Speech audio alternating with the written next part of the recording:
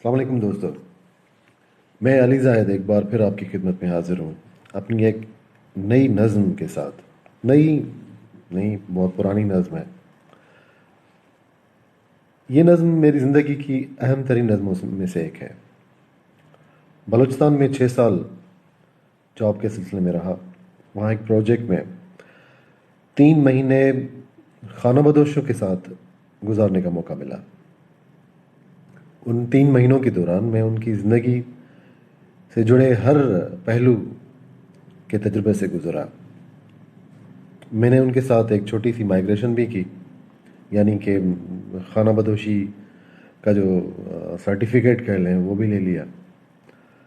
تو ان 3 مہینوں دوران میں نے خانہ بدوشوں کو اتنا نزدیک سے دیکھا، اتنا قریب سے دیکھا کہ مجھے یوں محسوس ہوا کہ ان کی جو خانہ بدوشی ہے وہ میرے اندر میں اتر آئی ہے۔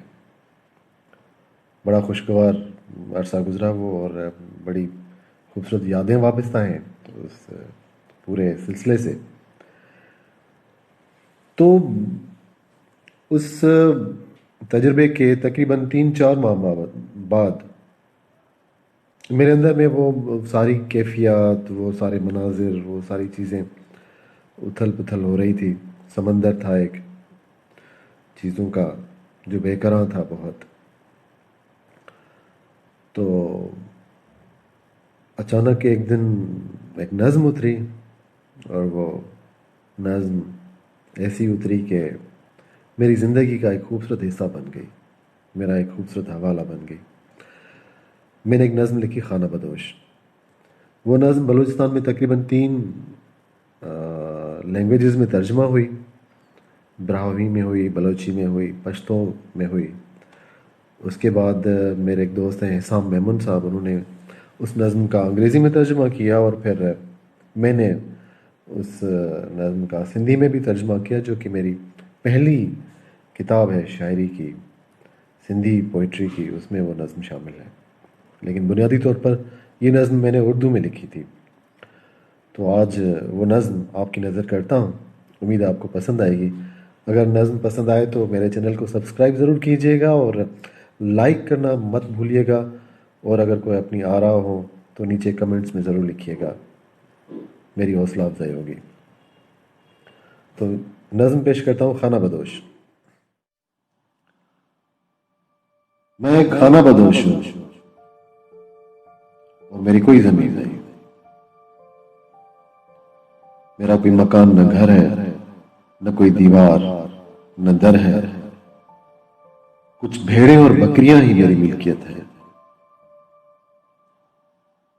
بجلی، گیس اور دوسری ضرورتیں کیوں کر ضروری ہیں مجھے نہیں پتا۔ مجھے کبھی ان کی ضرورت محسوس ہی نہیں ہوتی۔ میں پنکھے کے نیچے کبھی نہیں سویا، چاہے کتنی ہی گرمی کیوں نہ ہو۔ میری بیوی اپنے دوپٹے کے پلو سے ہوا دیتی ہے تو نیند آ جاتی ہے، سو ہی جاتا ہوں، مگر وہ پتہ نہیں کس طرح سوتی ہوگی۔ میں نے تو کبھی بھی اپنی پگڑی کے پلو سے اسے ہوا نہیں دی۔ میں اور میرے خاندان کے کسی بھی فرد نے کبھی بھی چھت پر چڑھ کر چودھویں کا چاند نہیں دیکھا، اور نہ ہی کبھی تارے گنے۔ پرانے کپڑے سے بنے ہوئے خیمے کی چھت میں بھلا انسان کا بوجھ برداشت کرنے کی سکت کہاں۔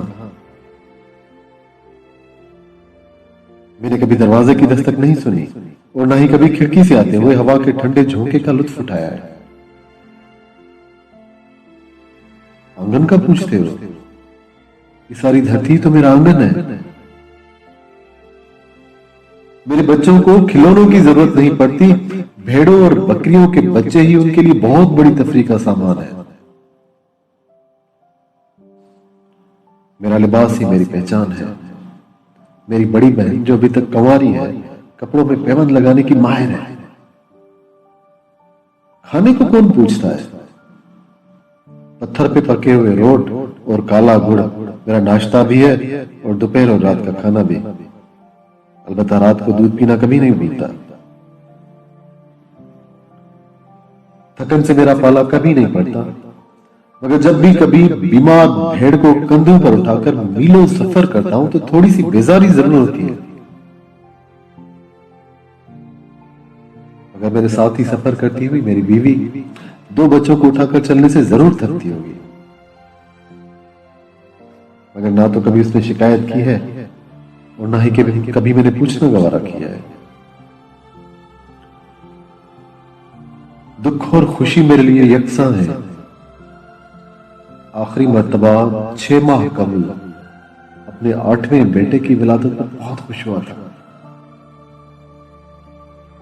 اور دکھ کا احساس شاید میں بھول سا گیا ہوں، مگر ہاں، پچھلے برس جب میری کالی بھیڑ مری تھی تو کچھ گرم پانی کے قطرے آنکھوں سے بہہ کر گالوں پر رینگتے ہوئے زمین پر جا کر گرے تھے۔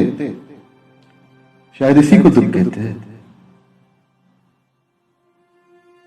اپنے قدموں کی آہٹ سے اندھے کے راستوں کی دھول اڑانا اور نئی منزلیں تلاش کرنا میرے آباء و اجداد سے مجھے ورثے میں ملا ہے۔